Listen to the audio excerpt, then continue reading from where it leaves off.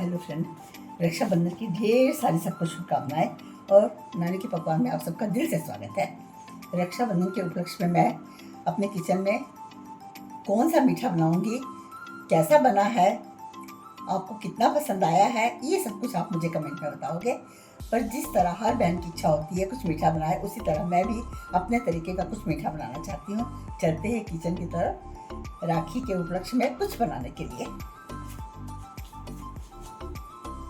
देखिए फ्रेंड, ये घी बन रहा है हमारा, और ये घी बनने के बाद इसकी छन्नी में ये जो निकलेगा ना, ये सारा इसकी मैं आपको इतनी मज़ेदार बर्फ़ी या लड्डू बताऊंगी कि मार्केट में इतनी मज़ेदार बर्फ़ी और लड्डू मिल ही नहीं सकते हैं। अभी हम अच्छी तरह से घी बना लेते हैं, फिर उसके बाद मैं इसको छान कर इसको निकालूंगी, फिर मैं आपको बहुत मज़ेदार मिठाई बनानी बताऊँगी। ये देखिए फ्रेंड, हमारा घी बनकर तैयार हुआ है। इस घी को मैं पूरा छान लूँगी,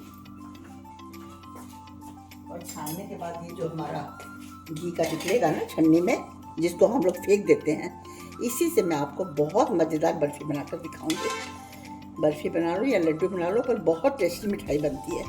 पूरा हम इस तरह से छान लेंगे, जितना भी आप छान सकते हो, जितना भी घी निचोड़ सकते हो, फिर भी इसमें इतना घी होगा कि हमारी मिठाई बड़े आराम से बन जाएगी। ये देखिएगा, इसको मैं इस तरह से किसी भी बर्तन में निकालती चली जाऊँगी। ये देखिए, ऐसे मैं सारा निकाल लूँगी। देखिए, धीरे धीरे मैंने सारा ही छन्नी में निकाल लेना है। ये मैं देखिए घी इसके अंदर डाल दूँगी, और ये जो हमारी छन्नी में निकलेगा, जिसका हम यूज़ नहीं करते हैं, बहुत कम लोग करते हैं, इसकी हम बनाएंगे बहुत ही मज़ेदार मिठाई। ये मैं इस तरह सारा इकट्ठा कर रही हूँ, और सारा इकट्ठा करने के बाद आपको बताती हूँ क्या करना है। देखिए, मैंने सारा घी छान लिया है, और ये छन्नी में जो निकला है इसको मैंने इस तरह से रख लिया है। अब मैं कढ़ाई को ऑन करूँगी गैस चूल्हे में, और फिर उसमें मैं आपको बताती हूँ।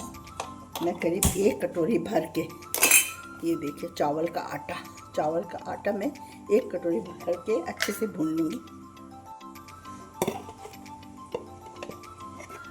हमने घी तेल अभी कुछ नहीं डालना, सिर्फ हमने आटा भूनना है, और बहुत मज़ेदार इसकी हम मिठाई बनाएंगे, बहुत मज़ेदार। इसको हम इस तरह धीमी आंच पर हल्का ब्राउन होते तक चावल के आटे को भून लेंगे।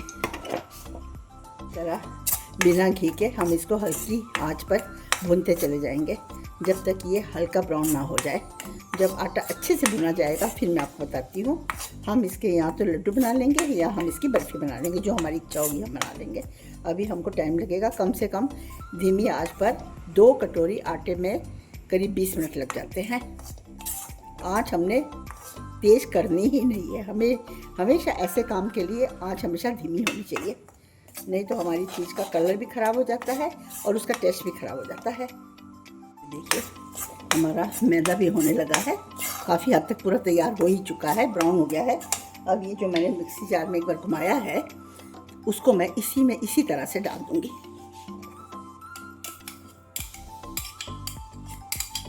हल्का हल्का हम सबको मिलाकर भून लेंगे।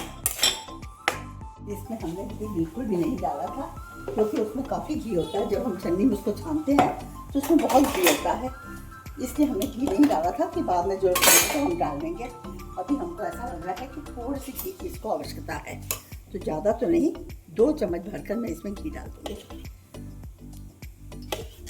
बस इतना घी काफ़ी है। ये हमारे बहुत ही मज़ेदार मिठाई बनकर तैयार हुई है। चाहे आप बर्फ़ी बनाइए, चाहे लड्डू। अब मैंने जो मिल्क मेड बनाया था ना, ये मैं करीब 2 चम्मच भर के इसमें डाल दूँगी, क्योंकि इसमें ना मेरे को मिल्क पाउडर की ज़रूरत पड़ेगी, ना मुझे खोए की ज़रूरत पड़ेगी। ये पूरा खोए का, मावे का और मिल्क पाउडर का काम करेगा, इसीलिए मैं ये बनाकर हमेशा घर पे रखती हूँ। ये मैंने डाल दिया। अब मैंने इसमें ये पीसी हुई चीनी, देखिए आधी कटोरी मैंने पीसी चीनी इसमें डालनी है। इस तरह से हम पीसी चीनी डाल देंगे। ये हल्की सी पिघलेगी तो पूरी अपनी मिठाई ढीली ढीली हो जाएगी, जिससे हमें बनाने में लड्डू बहुत आसानी होगी। और बीच में मैं ये देखिए नारियल का बुरादा आधी कटोरी डाल दी। इन सबको मैं अच्छे से मिला लूँगी। देखिए, हमारा ठंडा हो चुका है। अब हम इसके बनाते हैं लड्डू। बहुत ही मज़ेदार, बहुत ही टेस्टी लड्डू बनाएंगे हम। ये नारियल का बुरादा है, हमें ज़रूरत हुई तो नारियल के बुरादे में हम एक एक बार उसको फोल्ड कर लेंगे। मैं आपको पूरी तरह से दिखाती हूँ।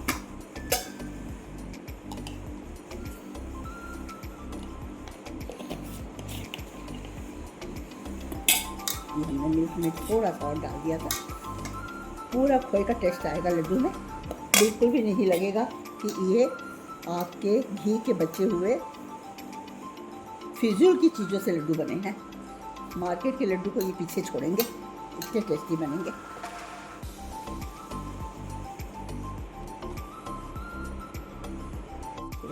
हमें इस तरह एक हाथ में जितने साइज़ का चाहिए आपको, बड़े साइज़ का चाहिए तो आप बड़ा कर लीजिए, छोटे साइज़ का चाहिए तो छोटा कर लीजिए।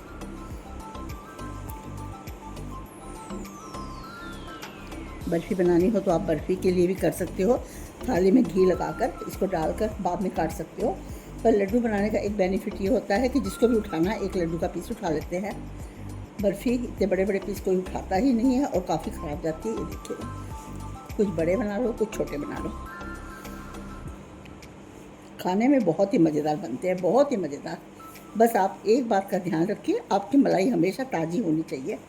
अगर आप सोचो कि 10-15 दिन पुरानी मलाई है और उसमें महक आ रही है तो हम ऐसी मिठाई बना लें तो कोई फ़ायदा नहीं, हर चीज़ का नुकसान करवाएंगे हम।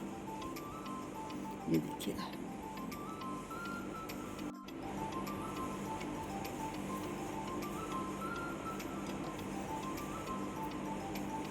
मैं नारियल के बुरादे में इसको घुमाती जा रही हूँ ना एक एक बार। देखिएगा, चाहो तो आप बीच में एक बादाम भी डाल सकते हो छोटा सा, पर ज़रूरत नहीं पड़ रही क्योंकि बच्चे खुश होकर नहीं खाते बादाम वगैरह, तो इसलिए मैं नारियल में इसको एक बार घुमा रही हूँ। इस तरह मैं सारे लड्डू बना लूँगी। बड़े आराम से बन रहे हैं, कोई मुश्किल नहीं आ रही है। अगर मुश्किल आती तो मैं आधा चम्मच या 1 चम्मच घी गर्म करके और डाल देती है, पर मुझे कोई ऐसी दिक्कत नहीं आ रही है। जैसी पोजीशन में मैं चाह रही हूँ ऐसी पोजीशन में ये बनता जा रहा है। अब आप बताइएगा फ्रेंड, आपको मेरे घर पे लड्डू बनाने की रेसिपी कैसी लगी? मुझे पूरा यकीन है जब आप एक बार ये लड्डू घर पर बनाओगे तो आगे से आप मलाई बहुत ही तरीके से इकट्ठी करोगे और ताज़ी ताज़ी मलाई का घी बनाकर उसके जो घी में से निकलता है उसका उपयोग ज़रूर करोगे, क्योंकि ये बहुत ही अच्छी मिठाई बनती है और वो चीज़ है जिसे हम बिल्कुल ही फेंक देते हैं। और इसी के साथ में अपने वीडियो का मैं आज एंड करना चाहती हूँ और आप सबसे विनती करना चाहती हूँ, अगर मेरी रेसिपी आपको अच्छी लगी है तो प्लीज़ इसे लाइक कीजिएगा, फर्स्ट बार देख रहे तो सब्सक्राइब कीजिएगा और ज़्यादा से ज़्यादा लोगों में शेयर कीजिएगा, क्योंकि गांव वगैरह में सभी के घर में काफ़ी ज़्यादा दूध होता है, पर ये शायद लड्डू बनाने के तरीके बहुत कम लोगों को पता होंगे, तो सभी इसका उपयोग कर सकेंगे। और इसके साथ ही मैं सभी बहनों को, भाइयों को रक्षाबंधन की ढेर सारी शुभकामनाएं देती हूँ। थैंक यू, अलविदा, फिर मिलते हैं।